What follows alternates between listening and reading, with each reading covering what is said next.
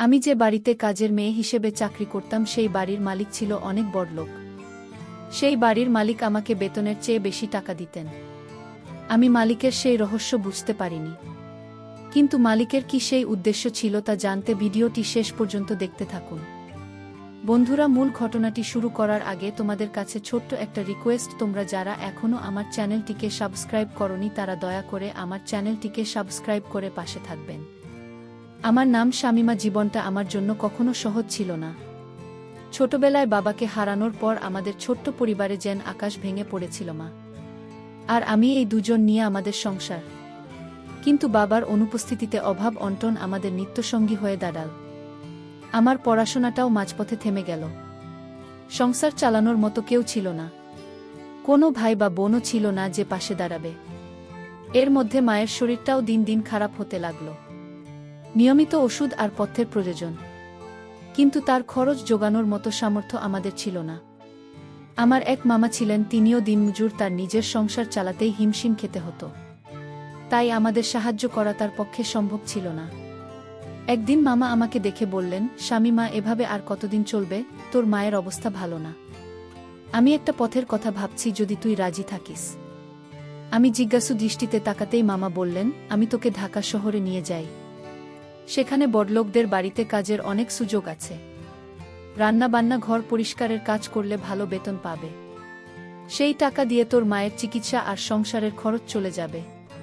প্রথমে আমি রাজি হতে পারিনি। অচেনা শহরে একা একটা বাড়িতে চাকরি করার কথা ভাবতেই আমার মনের ভেতরটা কেঁপে উঠছিল।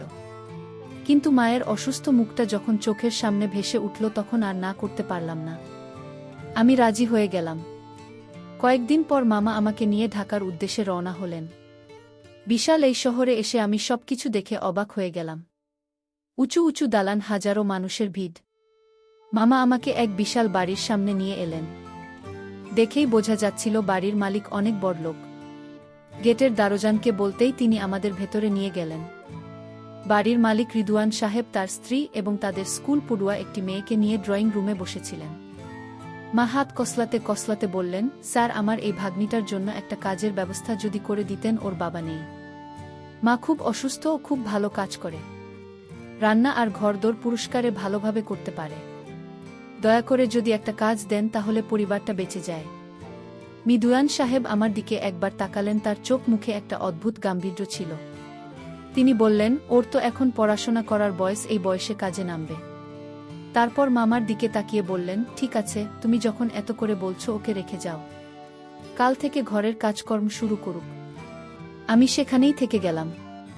সেই বিশাল বাড়িতে আমার নতুন জীবন শুরু হলো। কিন্তু আমি জানতাম না এই বাড়িতে আমার জন্য এক বিশাল রহস্য অপেক্ষা করছে। আমার কাজ শুরু হলো। বাড়ির সবাই আমার সাথে ভালো ব্যবহার করত, বিশেষ করে ম্যাডাম আর তাদের মেয়ে সীমা। আমি আমার সাধ্যমতো সব ঘরের সব কাজকর্ম করতাম। রান্না করা, ঘর মুছা, কাপড় কাচা, সীমাকে স্কুলে যাওয়ার জন্য তৈরি করে দেওয়া। আমার কাজের একটা নির্দিষ্ট বেতন ঠিক করা হয়েছিল। মাস শেষে এই টাকাটা হাতে পেলে আমার চলবে, মায়ের জন্য ওষুধ পাঠাতে পারব। প্রথম মাস শেষ হলো। হৃদয় সাহেব অর্থাৎ আমার মালিক আমাকে ডেকে পাঠালেন। আমি কিছুটা ভয় ভয় তার ঘরে গেলাম। তিনি একটা খাম আমার হাতে দিয়ে বললেন, শামীমা, এই নাও তোমার এ মাসের বেতন। আমি খামটা হাতে নিয়ে ধন্যবাদ জানিয়ে নিজের ঘরে চলে এলাম। দরজা বন্ধ করে খামটা খুলতেই আমার চোখ কপালে উঠল। ভেতরে টাকার বান্ডিল আমি গুনে দেখলাম। সেখানে 13,000 টাকা আছে। আমার বেতন তো 8,000। তাহলে অতিরিক্ত 5,000 টাকা কেন? আমি দ্বিধায় পড়ে গেলাম। মালিক কি ভুল করে বেশি টাকা দিয়ে দিলেন, নাকি এর পেছনে অন্য কোনো কারণ আছে? ভয় আর সংকোচ নিয়ে আমি আবার মালিকের ঘরের দরজায় গিয়ে দাঁড়ালাম। স্যার, আসতে পারি? হ্যাঁ, এসো। কিছু বলবে? আমি কাঁপা কাঁপা হাতে খামটা এগিয়ে দিয়ে বললাম, স্যার, আপনি হয়তো ভুল করে আমাকে বেশি টাকা দিয়েছেন। আমার বেতন তো 8,000 টাকা, কিন্তু এখানে 13,000 টাকা আছে। তিনি আমার দিকে তাকিয়ে হালকা হাসলেন। সেই হাসিটা আমার কাছে খুব রহস্যময় মনে হলো। তিনি বললেন, আমি কোনো ভুল করিনি শামীমা, আমি জেনে শুনেই তোমাকে এই টাকাটা দিয়েছি।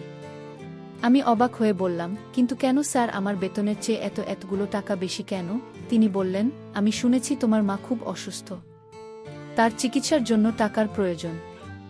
এই অতিরিক্ত টাকাটা তার জন্য, যাতে তিনি ভালো কিছু খেতে পারেন, ভালো ডাক্তার দেখাতে পারেন।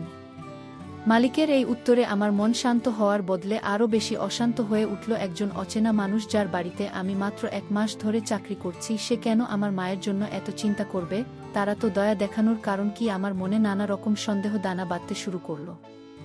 সমাজে একা মেয়েদের নিয়ে নানা রকম খারাপ কথা শুনেছি। আমার ভয় হতে লাগলো, মালিকের এই দয়ার পেছনে কি অন্য কোনো উদ্দেশ্য লুকিয়ে আছে? আমি টাকাটা নিলাম, কিন্তু আমার মনটা সারাক্ষণ অজানা আশঙ্কায় ভারাক্রান্ত হয়ে রইল। পরের মাসেও একই ঘটনা ঘটল। তিনি আমাকে আবার বেতনের সাথে অতিরিক্ত 5,000 টাকা দিলেন। আমি নিতে না চাইলেও তিনি জোর করে টাকাটা দিয়ে দিলেন। আমি মালিকের এই রহস্য বুঝতে পারছিলাম না। তার এই অতিরিক্ত উদারতা আমাকে শান্তি দেওয়ার বদলে এক ধরনের ভয়ের মধ্যে ডুবিয়ে রাখছিল।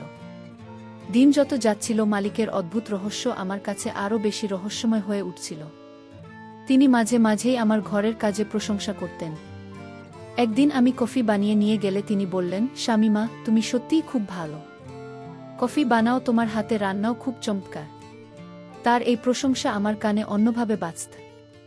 আমার মনে হতো তিনি হয়তো আমাকে অন্য কোনো নজরে দেখছেন। আমার সন্দেহ আরও ঘনীভূত হল। এক রাতের ঘটনায় সেদিন বেশ রাত হয়েছে। আমি নিজের ঘরে শুতে যাওয়ার প্রস্তুতি নিচ্ছিলাম। হঠাৎ আমার দরজায় মৃদু টোকা পড়ল। এত রাতে কে হতে পারে ভাবতে গিয়ে আমার বুকটা ধড়ফড় করে উঠল।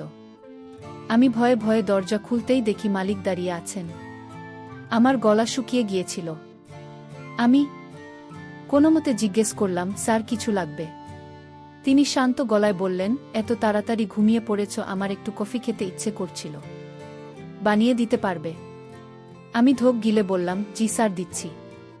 আমি রান্নাঘরে গিয়ে কফি বানালাম। আমার হাত পা কাঁপছিল, নানারকম বাজে চিন্তা মাথায় আসছিল। কফি বানিয়ে তার হাতে দেওয়ার সময় আমি তার মুখের দিকে তাকাতে পারছিলাম না। তিনি কফিটা নিয়ে শুধু বললেন, ধন্যবাদ। তারপর নিজের ঘরের দিকে চলে গেলেন। সেদিন রাতে আমার আর ঘুম হয়নি। এলো না কেন একজন মালিক এত রাতে তার কাজের মেয়ের কাছে কফি চাইতে আসবে? তার স্ত্রী তো বাড়িতেই আছেন। তাহলে আমার মন বলছিল নিশ্চয়ই কোনো অন্য উদ্দেশ্য আছে। আমি সিদ্ধান্ত নিলাম আরও বেশি সতর্ক থাকতে হবে। এর কিছুদিন পর ম্যাডাম আমাকে ডেকে বললেন, শামিমা, আমি কয়েকদিনের জন্য আমার বাবার বাড়ি যাচ্ছি। সীমাও আমার সাথে যাবে। তুমি বাড়িটার ঠিকমতো দেখাশোনা করো, কোনো অসুবিধা যেন না হয়। এই কথা শোনার পর আমার মাথায় যেন বাজ পড়ল। এই বিশাল বাড়িতে কিভাবে একা থাকব? আমি কি এই চাকরিটা ছেড়ে দেব? কিন্তু মায়ের অসুস্থ মুখের কথা ভাবতেই আমার সব সাহস হারিয়ে যেত।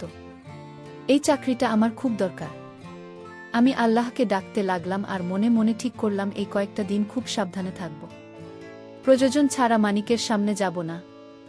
নিজের ঘরের দরজা সব সময় বন্ধ করে রাখব। আমার মনের ভেতরের ভয়টা আমি কাউকে বলতে পারছিলাম না, শুধু নির্বেশ সহ্য করে যাচ্ছিলাম আর দিন গুনছিলাম কবে ম্যাডাম ফিরে আসবে। ম্যাডাম আর সীমা বাবার বাড়ি চলে যাওয়ার পর থেকেই আমার মনের ভেতরটা এক অজানা আশঙ্কায় ধুকপুক করতে লাগল। পুরো বাড়িটা কেমন যেন নিস্তব্ধ আর ফাঁকা। এই নিস্তব্ধতা আমার ভয়কে আরও বাড়িয়ে দিচ্ছিল। আমি সারাদিন বাড়ির কাজেই নিজেকে ব্যস্ত রাখতাম যাতে অন্য কিছু নিয়ে ভাবার সুযোগ না পাই। কিন্তু সন্ধ্যা নামতেই ভয়টা আবার জেগে বসত। আমি খুব সকাল সকাল রাতে রান্না শেষ করে নিজের ঘরে ঢুকে দরজা বন্ধ করে দিতাম। মালিক তার নিজের মতো থাকতেন। তিনি বেশিরভাগ সময় তার পড়ার ঘরে কাজ নিয়ে ব্যস্ত থাকতেন অথবা টিভিতে খবর দেখতেন। তিনি আমার সাথে খুব কম কথা বলতেন, শুধু প্রযোজনের নির্দেশ ছাড়া। তারই চুপচাপ থাকাও আমার কাছে অস্বাভাবিক লাগত। তিনি হয়তো কোনো সুযোগের অপেক্ষায় আছেন। আমার মন সারাক্ষণ বলতো, পালা শামিমা, এখান থেকে পালা। কিন্তু বাস্তবতা আমাকে শিকল দিয়ে বেঁধে রেখেছিল। একদিন দুপুরে আমি ঘর মুছছিলাম, মালিক হঠাৎ আমার সামনে এসে দাঁড়ালেন। আমি চমকে উঠে কাজ থামিয়ে দিলাম। তিনি বললেন, এসব ভারী কাজকর্ম তোমার করতে হবে না, রাখো। আমি অবাক হয়ে বললাম, কিন্তু স্যার, এটা তো আমার কাজ। তিনি কিছুটা কঠোর গলায় বললেন, আমি যা বলেছি তাই করো, এগুলো করার জন্য অন্য লোক রাখা যাবে। তুমি শুধু রান্নাবান্না আর হালকা কাজগুলো করবে। এই ঘটনাটা আমার সন্দেহকে আরও উস্কে দিল। কেন তিনি আমার জন্য এত চিন্তা করছেন? কেন তিনি চান না আমি ভারী কাজ করি? আমার প্রতি তার এই দরদ আমার কাছে এক ধরনের ফাঁদ মনে হতে লাগল। পরের 2-3 দিন আমি পারতপক্ষে তার সামনেই যাইনি। তিনি খাওয়ার সময় টেবিল এসে চুপচাপ খেয়ে যেতেন। আমিও রান্নাঘর থেকে বের হতাম না। আমার প্রতিটি মুহূর্ত কাটছিল চরম উদ্বেগ আর আতঙ্কের মধ্যে। আমি প্রতি রাতে মায়ের কথা ভেবে কাঁদতাম আর দোয়া করতাম যেন আমার কোনো বিপদ না হয় এবং ম্যাডাম যেন তাড়াতাড়ি ফিরে আসেন। আমার কাছে মনে হচ্ছিল মালিকের ভালো মানুষের মুখোশের আড়ালে এক ভয়ঙ্কর মানুষ লুকিয়ে আছে যে শুধু সঠিক সময়ের অপেক্ষা করছে। আমি তা সেই অতিরিক্ত টাকা দেওয়ার কারণ কি, কিন্তু ভয়ে কিছুই জিজ্ঞেস করতে পারছিলাম না। অবশেষে আমার অপেক্ষার অবসান ঘটিয়ে ম্যাডাম আর সীমা বাড়ি ফিরে এলেন। তাদের দেখে আমি যেন হাঁপ ছেড়ে বাঁচলাম। বাড়িটা আবার আগের মতো স্বাভাবিক হয়ে গেল। আমার মন থেকে ভয়ের কালো মেঘটা কিছুটা সরে গেলেও মালিককে নিয়ে আমার মনের ভেতরের সন্দেহটা পুরোপুরি কাটেনি। মাস শেষে আবার বেতন দেওয়ার দিন এল। এবারও মালিক আমাকে বেতনের সাথে অতিরিক্ত ৫,০০০ টাকা দিলেন। আমি আর সহ্য করতে পারলাম না। আমার জমানো সব ভয়, ক্ষোভ আর দ্বিধা যেন একসাথে বেরিয়ে আসতে চাই। আমি খামটা হাতে নিয়ে তার সামনে দাঁড়িয়ে বললাম, স্যার, আমি আর এই অতিরিক্ত টাকা নিতে পারবো না। দয়া করে আমাকে বলবেন আপনি কেন প্রতি মাসে আমাকে এই টাকাটা দেন, আপনার আসল উদ্দেশ্যটা কি? আমার গলার স্বরে হয়তো কান্না মেশানো আকুতি ছিল। মালিক আমার দিকে কিছুক্ষণ স্থির দৃষ্টিতে তাকিয়ে থাকলেন। তার মুখটা হঠাৎ করেই কেমন যেন বিষণ্ণ হয়ে গেল। তিনি একটা দীর্ঘশ্বাস ফেলে বললেন, বসো শামিমা। আমি তার সামনের চেয়ারে বসলাম। তিনি বলতে শুরু করলেন, আমি বুঝতে পারছি আমার কথা বার্তা হয়তো তুমি ভয় পেয়েছ বা আমাকে ভুল বুঝেছ। তোমার কোনো দোষ নেই, দোষটা আমারই। আমি তোমাকে আগে সবটা খুলে বলিনি। তিনি কিছুক্ষণ চুপ থেকে আবার বললেন, আমার মা নেই শামিমা। আমি যখন খুব ছোট তখন তিনি মারা যান। আমি বুঝতেও পারিনি মায়ের স্নেহ কি জিনিস। আমার এক ছোট বোন ছিল, নাম ছিল তার রূপা। ঠিক তোমার মতোই চঞ্চল আর মায়াবতী ছিল সে। এইটুকু বলে তিনি থামলেন। তার চোখ দুইটা ছলছল করছিল। তিনি গলা পরিষ্কার করে আবার বললেন, আমাদের অবস্থাও এক সময় খুব খারাপ ছিল। বাবার একা রায়ে সংসার চলত না। আমার বোনটা টাইফয়েড হয়েছিল। টাকার অভাবে আমরা তার ভালো চিকিৎসা করাতে পারিনি। বিনা চিকিৎসায় আমার চোখের সামনে বোনটা মারা যায়। সেও তোমার বয়সেই ছিল। মালিকের কথাগুলো শুনে আমার মনের ভেতরটা মোচ দিয়ে উঠল। তিনি আমার দিকে তাকিয়ে বললেন, যেদিন তুমি তোমার মামার সাথেই বাড়িতে এলে তোমাকে দেখে আমার মুহূর্তের জন্য রূপার কথা মনে পড়ে গিয়েছিল। তোমার অসহায় মুখ, তোমার পরিস্থিতি, সবকিছু আমাকে আমার অতীত মনে করিয়ে দিয়েছে। আমি আমার বোনকে বাঁচাতে পারিনি, কিন্তু আমি চেয়েছিলাম তোমাকে সাহায্য করতে। আমি যখন শুনলাম তোমার মা অসুস্থ, আমার মনে হলো আমি যদি আমার বোনের জন্য কিছু করতে পারতাম। তাই আমি তোমাকে প্রতি মাসে অতিরিক্ত টাকাটা দিতাম, যাতে টাকার অভাবে তোমার মায়ের চিকিৎসা বন্ধ না হয়ে যায়। তিনি বলে চললেন, আমি তোমাকে নিচের ছোট বোনের মতোই দেখি শামিমা। আমার অন্য কোনো উদ্দেশ্য ছিল না। বিশ্বাস করো, আমি তোমাকে ভারী কাজ করতে বারণ করি, কারণ আমি চাই না আমার বোনের মতো দেখতে একটা মেয়ের কষ্ট হোক। রাতে কফি যাইতে গিয়েছিলাম, কারণ সেদিন আমার বোনের মৃত্যুবার্ষিকী ছিল। আমার ঘুম আসছিল না। আমি তোমাকে ভয় দেখাতে চাইনি। মালিকের কথাগুলো শোনার পর আমার চোখের সামনে থেকে সব কুয়াশা কেটে গেল।